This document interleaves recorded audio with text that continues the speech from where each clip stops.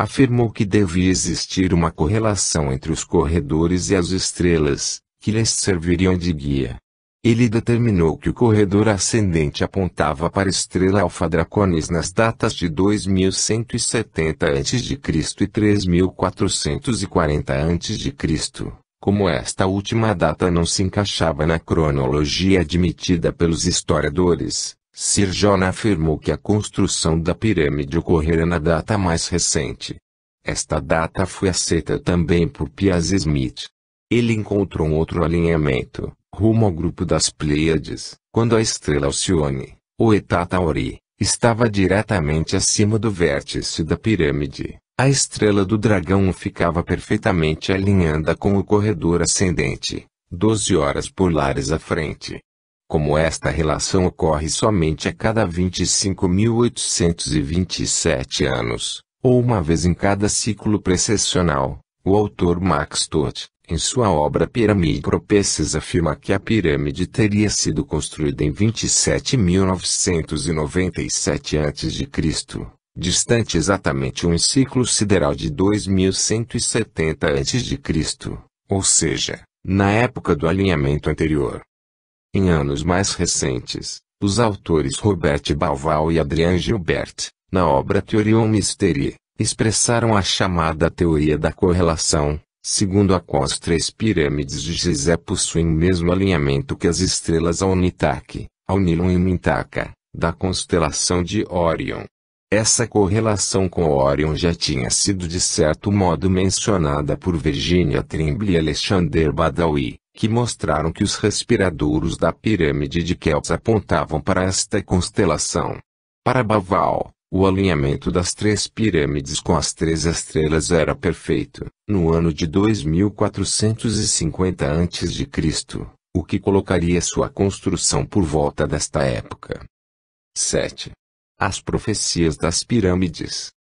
Em 1865, Robert Menzies formulou a hipótese segundo a qual os corredores e câmaras da pirâmide representariam a cronologia da história e conteriam profecias para o futuro. Para ele, a grande galeria representaria a era cristã, de acordo com uma escala cronológica cuja medida teria relação com o diâmetro polar da Terra e que teria início com o nascimento de Jesus. Outros estudiosos situam este começo no ano da crucificação e ressurreição, o primeiro ano de Pentecostes. Menzies afirmou que a entrada da primeira passagem baixa em direção à antecâmara representava a época das grandes atribulações previstas nas Escrituras. Muito antes de Menzies, no entanto, já se pensava existir uma relação entre a Grande Pirâmide e a Bíblia. Pensa-se inclusive que Isaías faça referência à pirâmide, em Isaías 19,19, naquele dia haverá um altar do Senhor no meio da terra do Egito, e um monumento ao Senhor perto da sua fronteira. O Dr. W. Aldersmith, que prosseguiu os trabalhos de Piers Smith, admitiu como início dessa era o ano da crucificação. Mas tanto ele quanto Menzies e Smith adotaram como final da grande galeria uma coordenada perpendicular, ao invés de uma coordenada vertical. Isto, entretanto, leva ao cálculo errado, 1913, do ano de início da Primeira Guerra Mundial. Georges Barbarin, no livro É o Secreto de La Pirâmide, diz que a linha cronológica das profecias situa-se no prolongamento do segmento de reta constituído pelo piso do corredor ascendente até encontrar o ponto do segmento representado pelo revestimento da face norte da pirâmide. O vértice resultante situa-se a 6.000 polegadas da pirâmide e do término do segmento, no centro da antecâmara anterior à Câmara do Rei. Cada uma destas polegadas corresponderia, então, a um ano desta cronologia, e representariam todos os fatos históricos relativos à humanidade adâmica, sendo que as épocas mais notáveis teriam sempre uma representação estrutural marcante. Outros fatos estariam figurados em interseções de linhas no teto e no piso, nos corredores e nas câmaras, em interseções e cruzamentos, etc. Na obra Great Pyramid Passages, Os autores John e Morton Edgar descrevem o que acreditam ser o simbolismo interno da Grande Pirâmide. O corredor descendente significa o mundo em seu caminho para a destruição, simbolizada pelo poço, Geena. O corredor ascendente simboliza tanto a providência da lei dos israelitas, que teria tido início em 1615 a.C. e terminado em 33 d.C., quanto à possibilidade de redenção ao ser humano. O corredor horizontal, que conduz à Câmara da Rainha, simboliza a vida no plano da perfeição humana, sendo que a Câmara da Rainha simboliza os planos superiores de vida. A Grande Galeria anuncia o advento do Salvador. A Câmara do Rei simboliza a imortalidade, herança natural de quem atender ao convite divino. A antecâmara que leva a Câmara do Rei representa a escola de Cristo, para os que ouvem o chamado e são por ele aceitos. A Grande Galeria, a antecâmara e a Câmara do Rei simbolizam o mais alto plano de realização espiritual. Os corredores e câmaras simbolizariam, então, o progresso da alma em seu caminho pela vida terrena. Os caminhos para baixo, para leste ou para esquerda significariam a degeneração espiritual, a descida da alma para o inferno, e os caminhos para cima, para o oeste ou para a direita, simbolizariam o esclarecimento e a imortalidade. Muitos autores acreditam que existe uma relação entre as profecias inscritas na pirâmide e as profecias da Bíblia, principalmente as dos profetas do Antigo Testamento. É impossível afirmar ou negar que exista esta relação, porque ambas são obscuras e difíceis de interpretar. Os exegetas da Bíblia e os estudiosos da pirâmide muitas vezes tentam forçar interpretações no sentido de suas próprias crenças, o que, muitas vezes, só leva ao ceticismo geral. Nem por isto, entretanto, eles desistem de apresentar as suas conclusões. Em sua extensa obra Tigreat Piramida Coded, o autor Ptolemy Surya apresenta um resumo cronológico dos fatos acontecidos e acontecerem, apontados pela Grande Pirâmide. Ptolemy Surya apresenta uma cronologia que, segundo sua própria interpretação, é bastante viável. Para ele, a cronologia da pirâmide tem início no ano de 2663 a.C., ano no qual ela teria sido construída. Um resumo desta cronologia é apresentado a seguir. Mais ou menos 1977 a mais ou menos 2004, colapso e declínio parcial da civilização. 1985, influências espirituais começam a se irradiar. 1999, estabelecimento do reinado do Espírito. Mais ou menos 2004 a mais ou menos 2025, colapso da civilização materialista. 2034, começam a surgir os sinais do Messias. 2039, encarnação do Messias. 2075, início de uma era de grande prosperidade. 3989, fuga humana para os planos espirituais, arrebatamento. O estudioso da pirâmide Adam Rutherford, fundador do Instituto de Piramidologia em Londres, em 1940, escreveu uma extensa obra em 5 volumes acerca da Grande Pirâmide, na qual ele procurou apresentar todos os aspectos do conhecimento que estariam nela encerrados, conhecimentos científicos, proféticos e religiosos. De acordo com as suas interpretações, as previsões acerca do futuro falam a respeito de modificações do clima, cataclismos, terremotos e de outros fenômenos naturais que virão atingir os países e que poderão trazer devastações, destruição e morte em alta escala. Vários autores também afirmam que, de acordo com as profecias contidas na Grande Pirâmide, por volta do final do milênio haverá um desvio do eixo da Terra, ou então que um grande corpo celeste irá se chocar com o planeta. Em qualquer caso, afirmam, uma grande parte da população irá perecer, e os sobreviventes farão parte de uma sociedade mais equilibrada, justa e espiritualmente orientada. Tudo isto conforme as palavras do profeta, e vi um novo céu e uma nova terra, porque o primeiro céu e a primeira terra tinham desaparecido, o mar já não existia. Apocalipse 21,1. Parte 3. Das visões do passado às visões do futuro. 8. Abraão e Melquisedeque, da antiga nova ordem. O primeiro e o mais importante dos profetas do Antigo Testamento é Abraão, que fez uma aliança do Deus. Naquele dia, fez o Senhor uma aliança com Abraão, dizendo: darei à tua descendência esta terra, que vai do rio do Egito até o grande rio Eufrates. Gênesis 15, 18. Foi ele quem fez a primeira profecia, aquela capaz de unir seu povo e prometer aos seus descendentes uma terra fértil e próspera, Canaã. Foi ele também que iniciou a grande corrente de profetas bíblicos, Isaías, Jeremias, Ezequiel e Daniel, chamados de profetas maiores, e Oséias, Joel, Amós, Abdias, Jonas, Miqueias, Naum, Abacuque, Sofonias, Ageu, Zacarias e Malaquias, chamados de profetas menores. Alguns exegetas afirmam que não é correto pensar que todas as profecias destes profetas antigos façam referência unicamente aos tempos anteriores a Cristo. Muitas profecias fariam referências a tempos futuros, que incluem os tempos modernos e contemporâneos. Abraão, profeta tão distante no passado que é difícil separar a figura humana da figura lendária, nascido Abrão, teve seu nome mudado por Deus. Alguns exegetas relatam o fato ligando a uma possível iniciação religiosa nos mistérios de Deus, que Abraão teria recebido.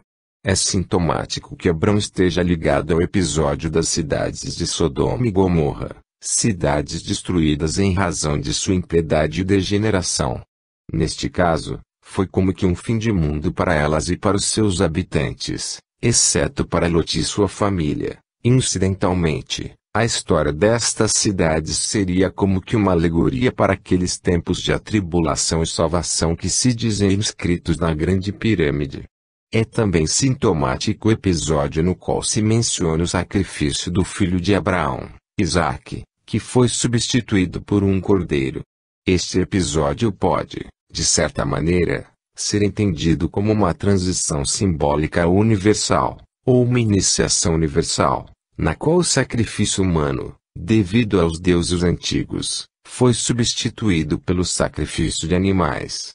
Tal sacrifício, denominado sacrifício propiciatório, ou sacrifício regenerador, estava disseminado por todas as civilizações mais arcaicas, que viam nela uma forma de manter a continuidade do mundo, mais do que uma forma de obter poder mundano pelo sacrifício de inimigos derrotados. Mesmo em civilizações tão recentes quanto as civilizações centro-americanas, este sacrifício era assim entendido. Abrão também está ligado ao mais misterioso e enigmático personagem bíblico, Melquisedeque, do qual se dizia ser rei de Salém e sacerdote do Deus Altíssimo. Abrão foi abençoado por Melquisedeque e deu-lhe os dízimos devidos, conforme se vê em Hebreus 7, 1. A Abraão foi anunciada a nova ordem de sacerdócio, segundo Melquisedeque, porque o antigo sacerdócio levítico segundo Arão, que era baseado na carne ao invés do espírito, não conduziu à consumação. Hebreus 7, 11 a 19. Quando intimado a sacrificar o seu filho, Abrão não hesita nenhum momento, mas antes de levar ao cabo este ato, ele ouve do anjo do Senhor: Abraão, Abraão, não deixes cair tua mão sobre a criança, nem lhe faça mal. Agora, eu sei que temes a Deus, a quem não recusastes o teu filho único. Gênesis 22, 11 a 12. É possível que a antiga ordem de sacerdócio, baseada na carne, conduzisse aos sacrifícios humanos, os quais, acreditava-se, deleitavam aos deuses. É possível, também, que as iniquidades humanas que teriam conduzido à destruição do mundo pelo dilúvio poderiam tanto estar baseadas nestas práticas sacrificiais quanto na degeneração dos costumes. Nos cultos caldeus e cananeus, entre outros, era comum o sacrifício dos recém-nascidos, Jeremias combateu um costume comum entre os seus contemporâneos hebreus, o de sacrificar crianças a Moloque. Para Abraão, portanto, o sacrifício de seu varão não seria algo inaudito ou inconcebível. Por isto, devido à sua total confiança e submissão ao Senhor, o anjo segura o seu braço e impede-o de consumar o sacrifício. Tal como num rito de passagem, Abraão, pelos seus atos e em sua própria pessoa, torna-se o arauto de uma nova era. Na colina de Moriá, ele ergueu um templo em honra ao Eterno. Foi nesta colina que Davi viria para implorar por um coração puro, e onde Jesus Cristo viria também para, com seu sacrifício, renovar a aliança, selando-a com seu sangue. E, de fato, é Abraão, Ibrahim, para os árabes, quem inicia a linhagem real, de reis ungidos, que, passando por Davi, leva até Jesus Cristo. Mateus 1:1-16, Lucas 3:23-38, Marcos 12:35. 9. As profecias de Daniel. Daniel, um profeta maior, foi um profeta que pôde ver o desenrolar da história em um período de 2500 anos. Em suas previsões, ele avança até o que seria o fim do mundo.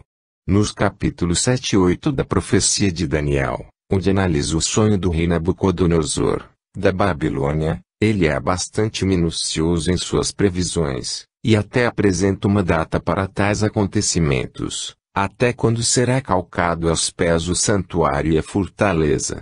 E ele respondeu-lhe, até 2300 dias, e depois o santuário será purificado. Daniel 8:13-14.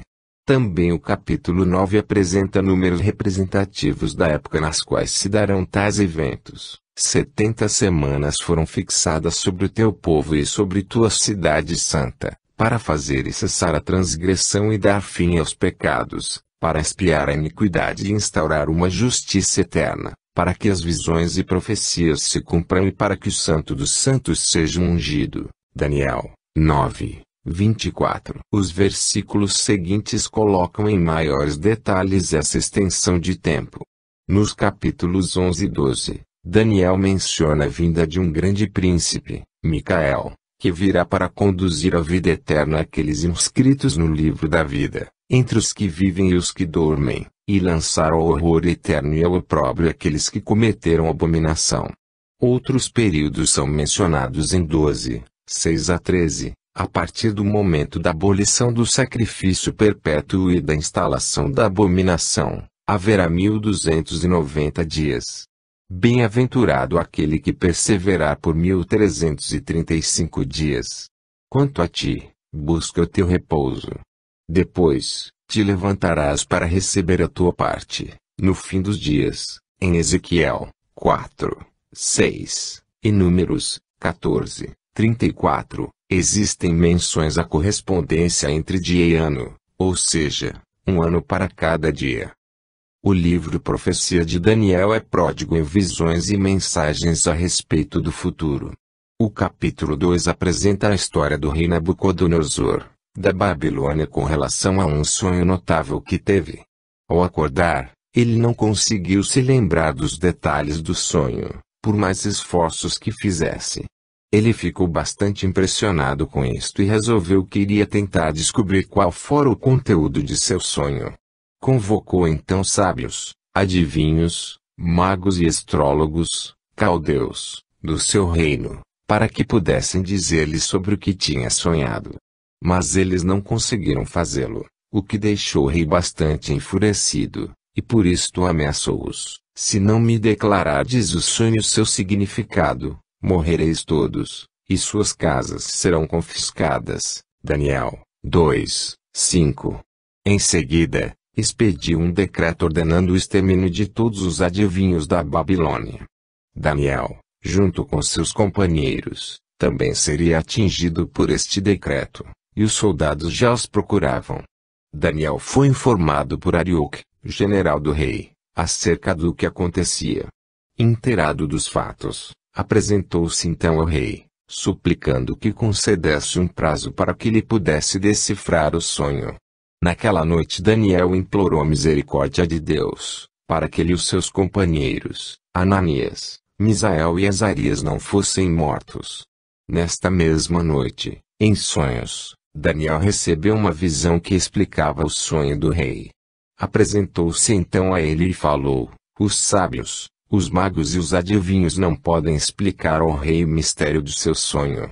Mas há no céu um Deus que revela os mistérios, o qual mostrou, ó rei, o que haverá de acontecer nos últimos tempos. Daniel 2, 27 a 28. Daniel, em seguida, passou a descrever o conteúdo do sonho. Estavas, ó rei, em tua cama, e começastes a pensar sobre o que haveria de acontecer nos tempos que viriam. Aquele que revela os mistérios te fez saber as coisas que haveriam de vir. Daniel 2, 29. Continuando, disse que o rei havia visto uma grande e magnífica estátua, cuja cabeça era de ouro, o peito e os braços eram de prata, o ventre e os quadris eram de bronze, as pernas de ferro, os pés eram parte de ferro e parte de barro. Descendo aqui, enquanto o rei estava a contemplá-la, uma pedra desprendeu-se de um monte, sem intervenção humana, e veio ferir a estátua em seus pés, fazendo toda a estátua em pedaços. Ao mesmo tempo a pedra tornou-se um grande monte, o qual encheu toda a terra. Após contar sobre o sonho, Daniel passou a interpretá-lo. Disse que a cabeça de ouro significava o Império Babilônico. Em Isaías 13, 19, encontra-se, essa Babilônia, gloriosa entre os reinos, orgulho dos caldeus, será destruída do mesmo modo que o Senhor destruiu Sodoma e Gomorra, no auge de sua glória. Depois deste reino, viria outro, inferior em glória, simbolizado pelo peito e braços de prata. Em seguida, viria outro reino, de bronze, que teria domínio sobre toda a terra conhecida. O quarto reino seria de ferro, ou seja, teria um férreo domínio sobre os povos. Por último, os reinos de ferro e barro seriam reinos divididos, ao mesmo tempo fortes e frágeis, cuja união seria difícil. Há um consenso entre os intérpretes e exegetas bíblicos a respeito de todos estes reinos citados por Daniel. O segundo reino, de prata, seria o reino medo-persa. Ciro, rei deste império, conquistou a Babilônia em 538 a.C. Embora se tornasse maior em extensão que o babilônico, o Império Medo-Persa era-lhe contudo inferior em magnificência, riquezas e ciências. É por isto que era simbolizado pela prata, que é inferior ao ouro. O terceiro reino, de bronze, representa o Império de Alexandre Magno, que instaurou a fase helenística da história grega. Ele derrotou os persas em 331 a.C. Conquistou também toda a Ásia Menor, a Fenícia, o Egito, a Palestina e a Mesopotâmia, sendo que seus exércitos chegaram até a Índia. O quarto reino, que se dizia que era forte como o ferro, foi o Império Romano. Em 168 a.C., após a Batalha de Pydna, os romanos atingiram a supremacia militar. Após séculos de domínio, Roma, que dominou da África a Inglaterra e da Espanha a Pérsia também sucumbiu, desta vez aos povos bárbaros do norte da Europa. Entre os anos de 351 e 476 d.C., vários reinos surgiram a partir de tais invasões: os germanos ou alamanos na Alemanha, os francos na França, os visigodos na Espanha, os burgundos na Suíça, os suevos em Portugal, os lombardos na Itália, os anglo-saxões na Inglaterra, e os érulos, os vândalos e os ostrogodos. Com exceção dos três últimos, que foram destruídos entre 493 e 538 d.C., os outros 7 reinos formaram as atuais nações da Europa. É evidente que estes foram apenas os principais invasores. Os bárbaros encontraram outros povos nas terras invadidas, e juntos, tornaram-se os antepassados dos povos atuais. Algum tempo depois Daniel teve outro sonho, que complementava o sonho que interpretara para o rei.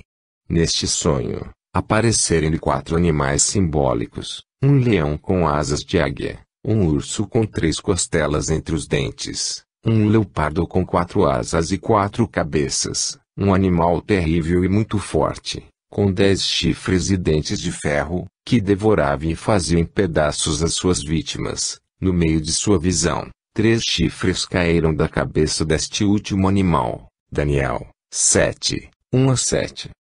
Em linhas gerais, a interpretação para o simbolismo destes animais é a mesma. O caso do animal de chifres e dentes de ferro é que vai nos interessar mais de perto. Admite-se que os 10 chifres representem as 10 nações europeias. Aliás, o ponto mais misterioso da profecia de Daniel refere-se exatamente a estas 10 nações, que não formam, necessariamente, apenas 10 estados.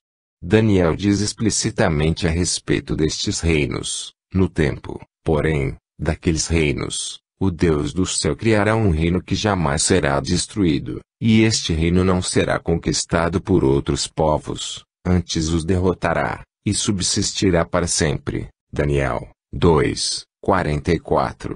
Daniel faz uma referência estranha no capítulo 7. Eu estava em minhas visões noturnas, quando veio o Filho do Homem em meio às nuvens do céu, chegou ao ancião dos dias, apresentando-se a ele.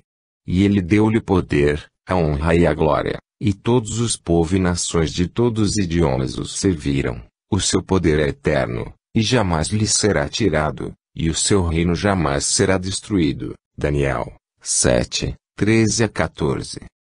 As profecias de Daniel, ou as profecias que lhe são atribuídas, que, como se viu, avançam nos séculos, possuem grande relevância.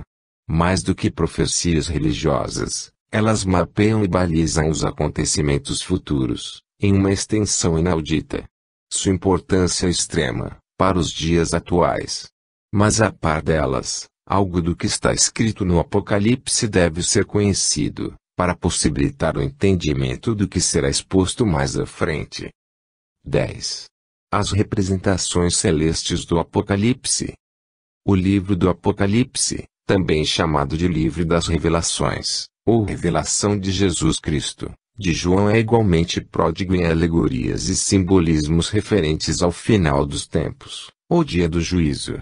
O Apocalipse é uma carta às 7 igrejas, com um conteúdo dividido em 3 partes. Na segunda e terceira parte são apresentadas as coisas que irão acontecer antes e durante a consumação na hora do juízo, nos 7 selos, nas 7 trombetas e nos 7 sinais no céu e na terra, na apresentação do Filho do Homem com 6 anjos, e no derramamento da cólera divina. Dentre os livros proféticos, não há outro tão hermético e sibilino quanto este, que vem recebendo interpretações diversas por cada um que se debruça para estudá-lo. Talvez sua passagem mais famosa seja a que menciona novos céus e novas terras 21:1, que encontra concordância em Isaías 65:17, porque irei criar céus novos e uma terra nova, e não persistirão na memória as antigas calamidades, nem retornarão ao espírito. O Apocalipse foi escrito no mesmo estilo que o livro de Daniel, do qual parece continuar alguns temas. Apresenta uma profecia completa, a qual segue-se a sua interpretação.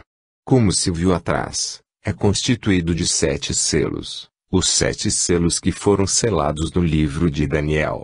O Cordeiro quebra os 7 selos, um de cada vez. Nos primeiros 4, de cada vez surge um cavaleiro montando um cavalo de cor sempre diferente. O tempo do 7º selo subdivide-se em 7 partes, quando 7 trombetas soam sucessivamente após um silêncio de meia hora. De acordo com certas interpretações, as primeiras 4 trombetas anunciam a queda do Império Romano do Ocidente, a 5ª e a 6ª trombeta anunciam o fim do Império Romano do Oriente. A última trombeta anuncia o fim dos reinos da Terra e o início de uma nova era. As várias visões fantásticas encontradas no Apocalipse apresentam temas da mitologia astral de modo bastante sistemático. No capítulo 12 do Apocalipse encontra-se o seguinte: a seguir apareceu no céu um grande sinal, uma mulher envolvida pelo sol, com a lua a seus pés e uma coroa com 12 estrelas na cabeça. Ela está grávida e sofre com as dores do parto. Viu-se então outro sinal no céu, um grande dragão cor de fogo com 7 cabeças, 10 chifres e um diadema em cada cabeça. A sua cauda arrasta 1/3 das estrelas do céu, precipitando-as sobre a terra.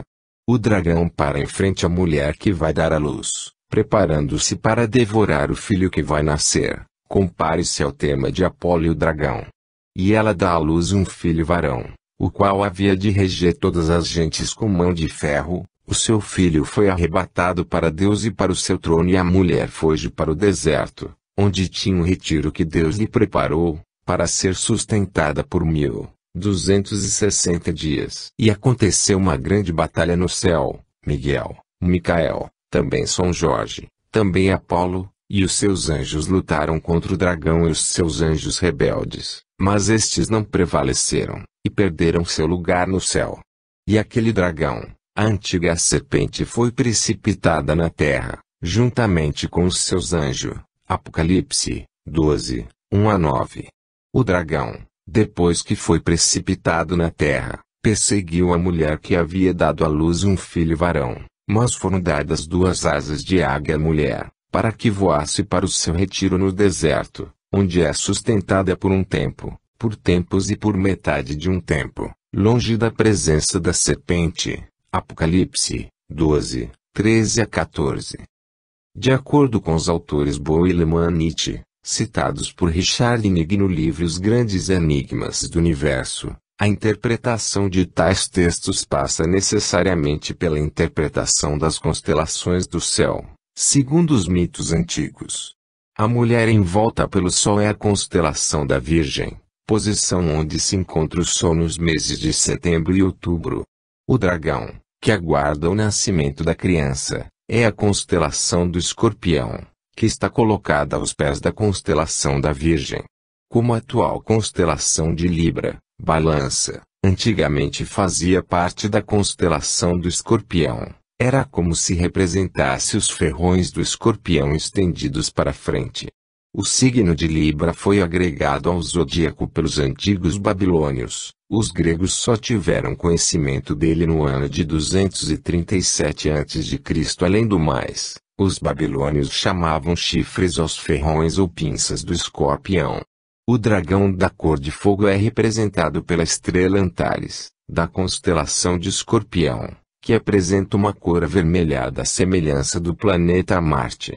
E a cauda do escorpião está em uma região do céu que é pobre em estrelas, indicando assim porque a sua cauda varre 1/3 das estrelas do céu. As asas de águia dadas à mulher para fugir do dragão, estão representadas pela constelação da Águia, onde está a estrela Altair. Quanto ao combate entre o arcanjo Miguel e o dragão, estão representadas pelas constelações de Órion e Escorpião, constelações que jamais estão simultaneamente no horizonte. Quando uma nasce, a outra se põe, como se houvesse uma contenda entre elas.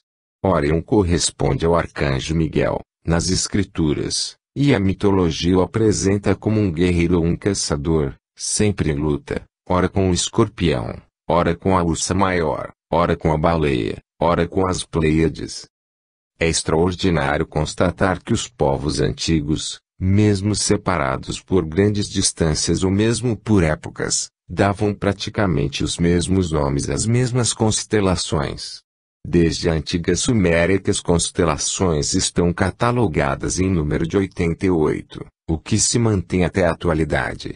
A astronomia atual jamais viu necessidade de mudar esta catalogação antiga, mesmo porque ela serve de subsídio a pesquisas históricas e arqueológicas.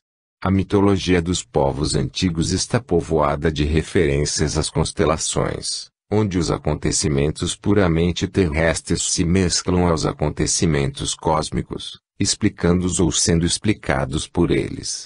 Só para dar um exemplo, Ovídio, em As Metamorfoses, conta a respeito do mito de Faetonte, que pediu a Apolo para conduzir as rédeas do carro divino conduzido pelo Sol.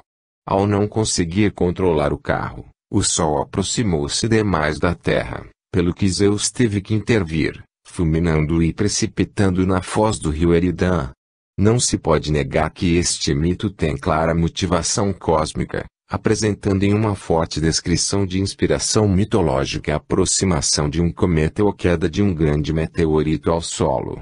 Mesmo a ciência atual usa extensamente as descrições do mundo e do universo deixadas pelos antigos. O zodíaco, ainda que ligado à astrologia, é usado pela astronomia descritiva para descrever o movimento dos astros. A passagem das idades, que se realiza pela transição do ponto vernal, ou equinócio da primavera, é o ponto onde o Sol passa do hemisfério sul para o hemisfério norte, é aceita sem problemas por qualquer astrônomo. Dizer que estamos fazendo uma transição de idades, saindo do ciclo de peixes e entrando no ciclo de aquário, é aceito sem reservas pelos cientistas. Eles somente não aceitam as implicações que os antigos afirmavam a respeito destas passagens de ciclo. 11. Da Virgem Celeste à Virgem Terrestre. A transição do ponto vernal através das idades conduz sucessivamente de um a outro ciclo, segundo as constelações do zodíaco. Cada idade, ciclo ou era tem a duração aproximada de 2160 anos, em média, sendo sua duração exata desconhecida, em razão do não conhecimento exato da duração da precessão dos equinócios, cerca de 26.000 anos. A era atual, que está no fim, é a era de Peixes, em razão de estar o Sol nos graus finais desta constelação zodiacal. A próxima será a era de Aquário, mitificada por esotéricos de toda espécie. Entre 6.500 a.C. e 4.300 a.C. aproximadamente ocorreu a Era de Gêmeos. Nesta época, o solstício do verão, no hemisfério norte, acontecia no signo de Virgem, no zênite da Via Láctea. Ora, é interessante que o culto à Rainha do Céu, ou Mãe Divina, que propiciava tanto a fertilidade do solo quanto a fertilidade das mulheres, era conhecido entre todos os povos mais antigos. A antropóloga francesa Françoise Delbonne, autora do livro As Mulheres Antes do Patriarcado, afirma que os povos do Paleolítico já cultuavam a chamada Grande Deusa. Uma das mais antigas estatuetas que a representam é a chamada a Vênus de Laucel, do período aurignaciano. Ela tomava o nome de Estar na Babilônia, Cibele na Frígia, Lakshmi na Índia, Taunite em Cartago, Tetluinau entre os astecas, Mamaná entre os incas, Artemis em Éfeso, Vênus em Roma, Afrodite na Grécia, Gea, na Grécia Antiga, Astarte em Tiro e na Fenícia e Ísis entre os egípcios. Era deusa padroeira de Sidom, e os barcos sidonitas levavam a sua efígie na proa. Os mistérios de Eleusis, rituais praticados todo final de primavera na cidade grega de Eleusis, faziam alusão à deusa Deméter, ligada à fecundidade. Cada uma delas traz o mesmo símbolo, uma serpente. Ísis traz em sua fronte Ural, que é uma coroa com uma serpente. Atena, deusa da ciência, segura nas mãos uma serpente, à altura do peito. Este é o símbolo da sabedoria, da juventude e da vida. Em todos os antigos mitos religiosos são encontradas referências a pedras negras, ou meteoritos, também chamadas pedras do raio. Todas elas são associadas à Grande Mãe. A cristandade assimilou este culto das pedras negras em sua veneração das Virgens Negras, dos quais os santuários mais famosos são os existentes em Chartres, Vichy, Marsella, Quimper-Lipouille, na França, e o de Czestochowa, na Polônia. A Virgem Negra de Chartres era também chamada de Virgem dos Druidas. O culto cristão de Nossa Senhora, ou culto da Madonna, é parte deste antiquíssimo culto, até hoje fortemente presente na crença religiosa e nos costumes dos povos cristãos. O bolo de casamento, p.ex., é um resquício deste culto da fertilidade. Atirar arroz aos noivos é outro. No judaísmo mais antigo persistia o culto à deusa cananeia Miriam ou Rabat, o verdadeiro nome de Maria. Incidentalmente, era Miriam, introduzido durante o reinado de Menassê, avô de Joaquim, também chamado Eliaquim. Charles Francis Potter, de História of Religion, afirma que os hebreus a chamavam de Ashtoreth e diz que o próprio Salomão chegou a venerá-la, tendo-lhe construído uma eminência no Monte das Oliveiras. O profeta Jeremias, afirma-se, execrava tal culto. A principal e a mais brilhante estrela da constelação de Virgem é Spica, cujo nome deriva de sua representação no panteão babilônio como deusa das colheitas, cuja figura segura uma espiga, ou feixe de espigas, de trigo nas mãos. Também no zodíaco o signo de Virgem é muitas vezes representado por uma figura assim. Esta rainha do céu é sempre representada como mãe de um Salvador divino, sem perder sua condição virginal, tal como no cristianismo. A celebração da Natividade e da Assunção de Nossa Senhora, curiosamente, ocorrem nas datas respectivas do nascimento e ocaso helíacos da estrela Spica, ou seja, em 8 de setembro e em 15 de agosto. O culto de Nossa Senhora praticado nos países católicos, mesmo que a Igreja Católica hesite em reconhecê-lo, sofreu forte influência do culto de Ísis, praticado no Egito Antigo. O dia da Assunção, que foi fixado pelo imperador bizantino Maurício em 582 d.C. e adotado pela Igreja, já figurava no entanto há 200 anos no calendário Romanaic Ecclesiae. O culto a Ísis, que era muito difundido na região do Mediterrâneo, aos poucos foi se confundindo com o culto a Maria, cristão, que de início era quase inexistente. Plutarco afirma que existia uma irmã, Neptis, enquanto Ísis representava a luz da criação, Neptis representaria a escuridão. Os egípcios identificavam Sírius, Sotis, a Ísis. Já a Estar babilônica parece que era identificada com Vênus, a rainha do céu. Encontram-se catedrais dedicadas a Nossa Senhora em 13 cidades francesas: Amiens, Bayeux, Belvais, Chartres, Epinal, Évreux, Laon, Noyon, Paris, Reims, Senlis, Sées e Soissons. Embora todas elas sejam grandiosas, a mais famosa é a Catedral de Notre-Dame de Paris, que foi construída de 1163 a 1330. Incidentalmente, existe nesta um zodíaco no qual, no sétimo signo, está a figura de uma virgem com uma criança no colo. A cidade, entretanto, é dedicada a Ísis, Paris, por Ísis.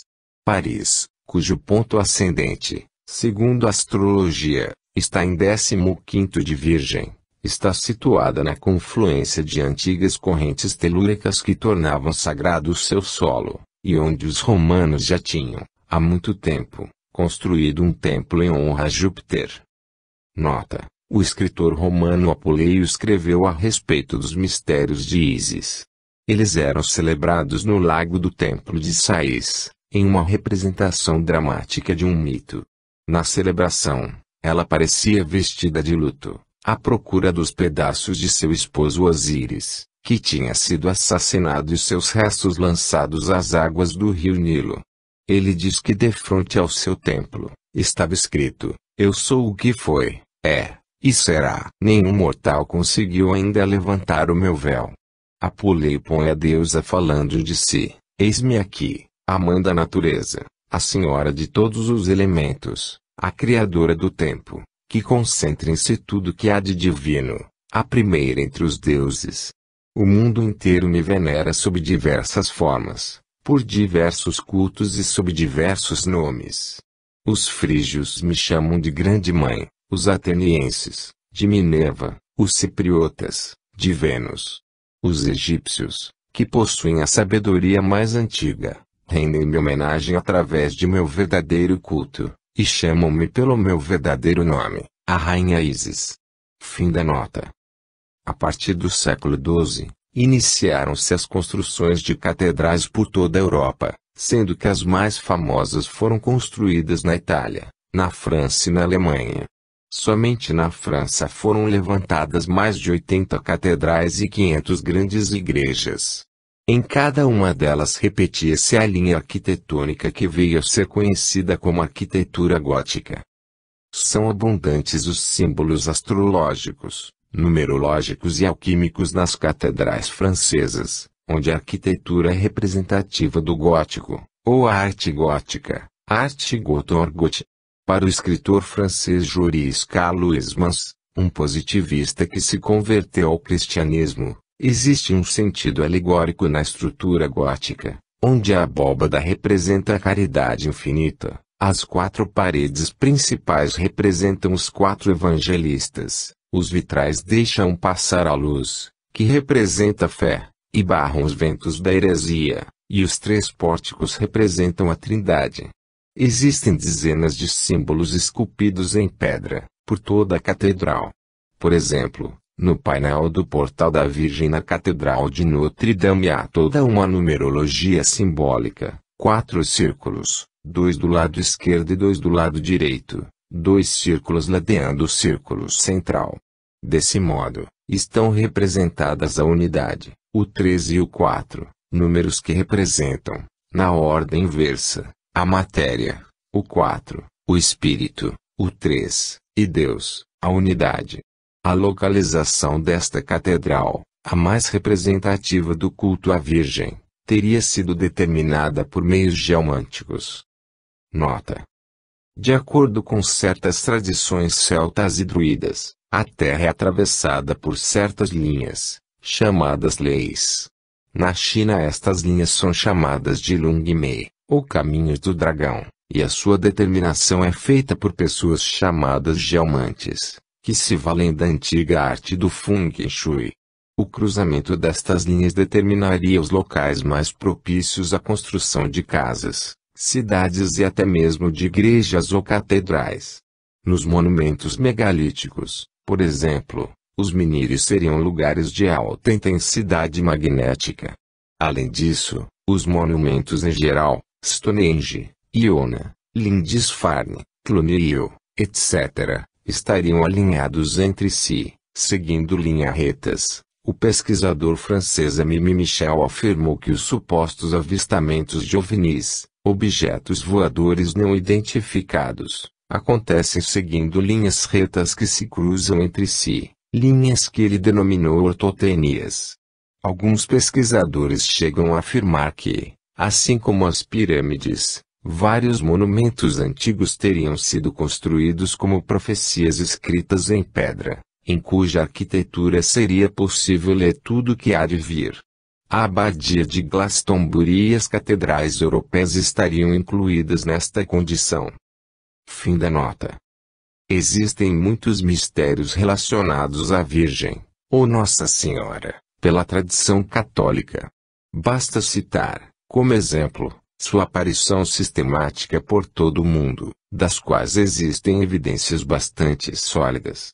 As manifestações ou aparições mais espetaculares teriam acontecido em Guadalupe, México, 1531, em La Salette, 1846, e Lourdes, 1858, na França, em Fátima, Portugal, 1917.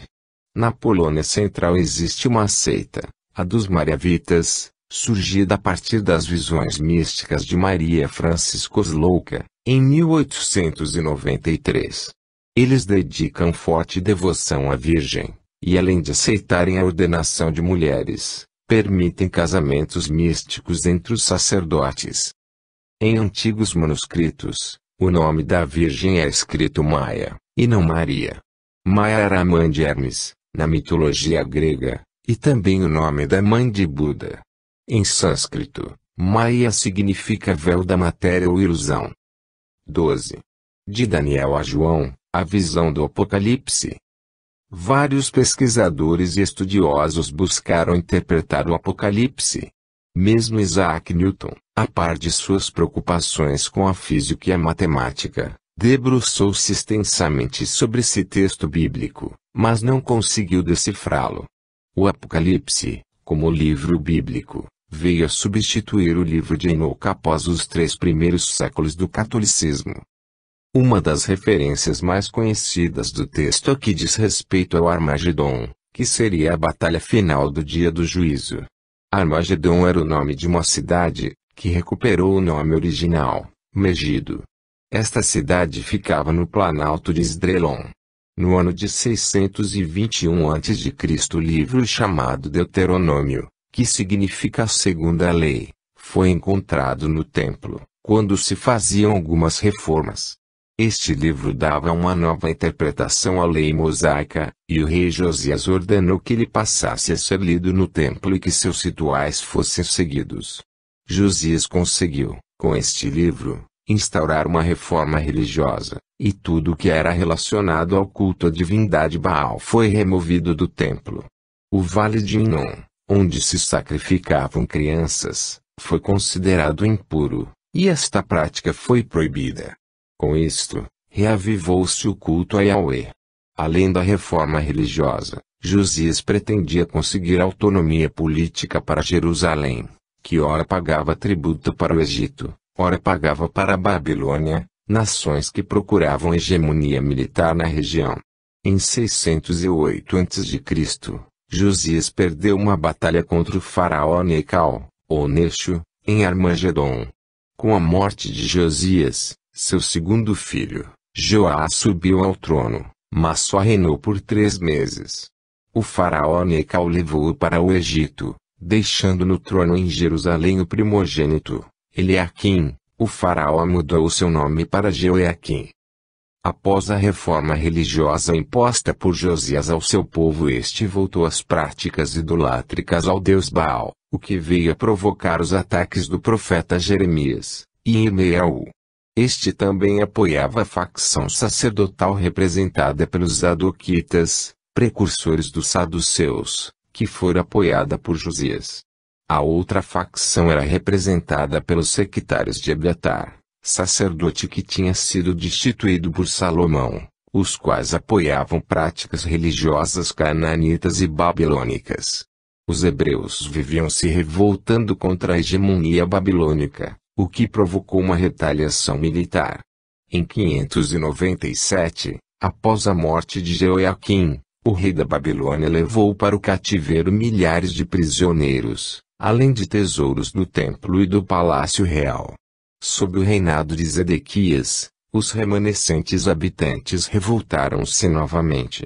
No ano de 586 a.C., após um cerco babilônico de 18 meses à cidade de Jerusalém, finalmente ocorreu a sua destruição completa, bem como a do templo. Por tudo que se viu, esta batalha do Armagedon perdida por Josias teve uma forte repercussão na história política e religiosa do povo judeu. Para este povo, ela representou uma batalha final que levou ao dia do juízo, o cativeiro na Babilônia, a destruição de Jerusalém e do templo. Outro dia do juízo viria a ocorrer sobre os romanos. Este episódio será visto oportunamente. Esta batalha representou, então, uma transição histórica e cultural e marcou psicologicamente um evento que, até a atualidade, vem assombrando todos os povos. A interpretação apresentada a seguir é uma síntese, de várias possíveis, realizada a partir da interpretação de vários autores. Ela é adotada aqui em razão de sua semelhança formal com as profecias de Daniel e de João. O Império Romano foi dividido no ano de 311 d.C. entre Constantino, Licínio e Maximino.